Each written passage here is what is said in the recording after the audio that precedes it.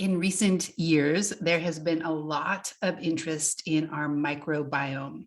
So these would be all of the microbes that normally live on our body.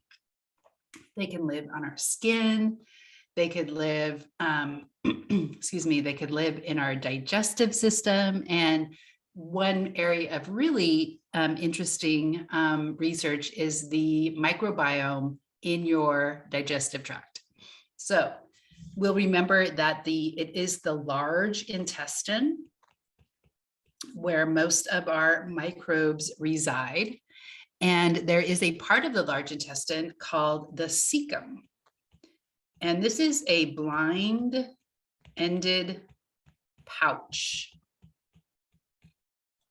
off of the digestive tract or the alimentary canal. So if we look at where the cecum is located and what it looks like, we can see that the small intestine turns into the large intestine right here at the ileum. So there's an ileocecal valve here. And then the large intestine, we have the ascending limb, the transverse limb, and the descending limb, which are sometimes referred to as the colon, right? And then we have this blind-ended pouch right here.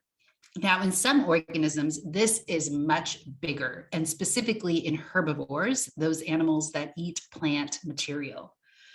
So the cecum is a place that houses symbiotic bacteria.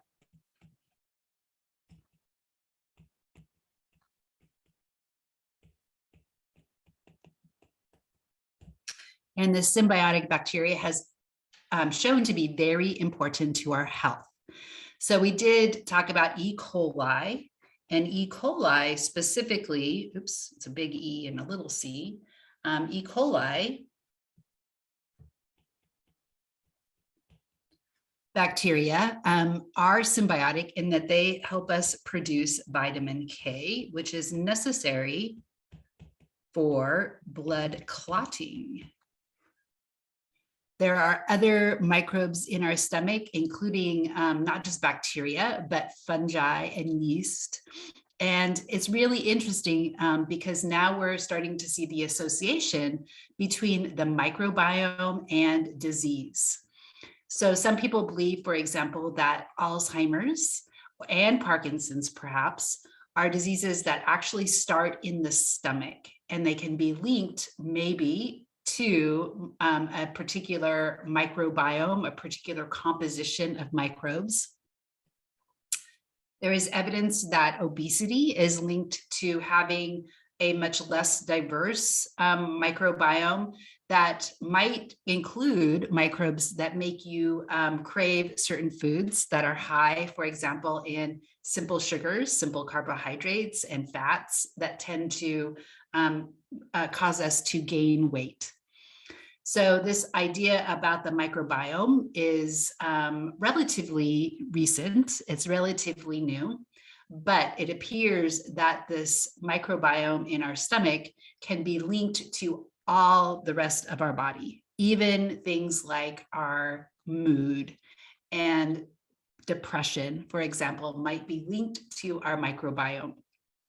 So if we look at how the large intestine deals with perhaps bad microbes, we have attached to the cecum a structure called the appendix, just because it's kind of stuck on, it's appended on to the cecum.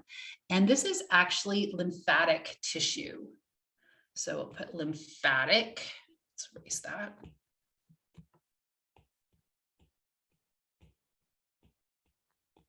It's part of the lymphatic system. The appendix has white blood cells in it, so that if you do get bad infection in your intestine, we have some ability to deal with that. Now, sometimes the appendix becomes infected itself. So we have what is called appendicitis.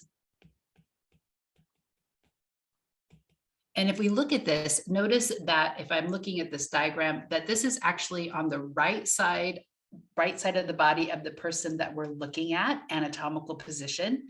So oftentimes appendicitis is due to or it can be detected by having intense pain on the right side of your low abdomen. That is not always the case. I learned with children the hard way. So sometimes children just it hurts everywhere, for example.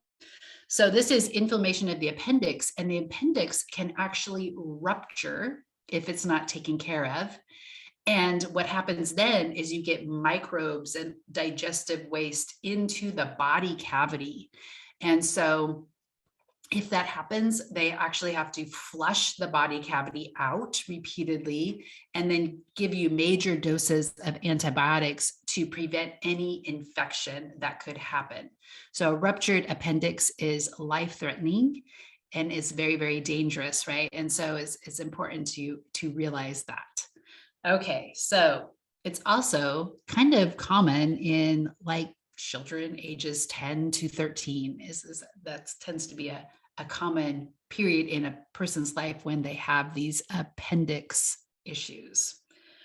Okay, so that is a very short and brief summary about the importance of the microbiome, not only to our digestive system, but also to our whole body.